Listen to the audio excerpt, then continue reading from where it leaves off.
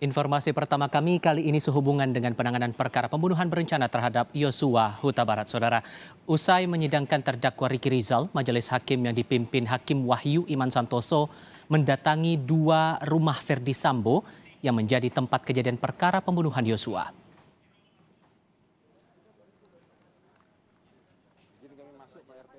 Pemeriksaan rumah Verdi Sambo di Jalan Saguling 3, Jakarta Selatan diikuti hakim, jaksa, dan kuasa hukum, tetapi tidak diikuti kelima terdakwa pembunuhan Yosua.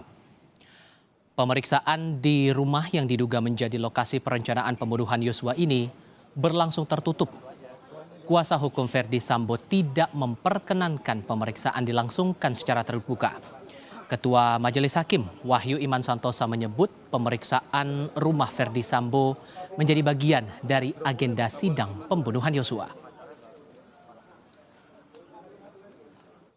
Dengan ini sidang saya nyatakan dibuka dan terbuka untuk umum. Mohon maaf yang saya izinkan mungkin karena rame, untuk rekan-rekan media hanya 2 orang ya dari TV Pool. Silakan. Ya. Untuk medianya dari mana? Ini dari TV Pool. TV Pool mewakili TV semuanya, seperti yang di persidangan.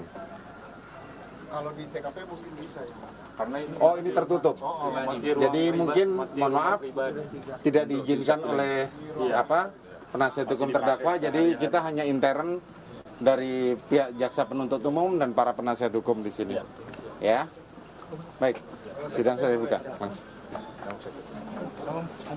Izin kami masuk Pak RT. Ya.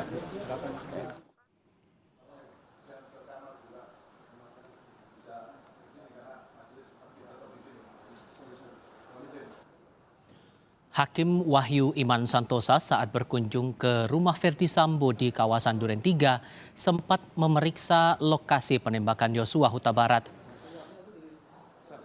Hakim juga melihat sejumlah ruangan termasuk kamar Putri Chandrawati. Jaksa juga terlihat menjelaskan kondisi lokasi.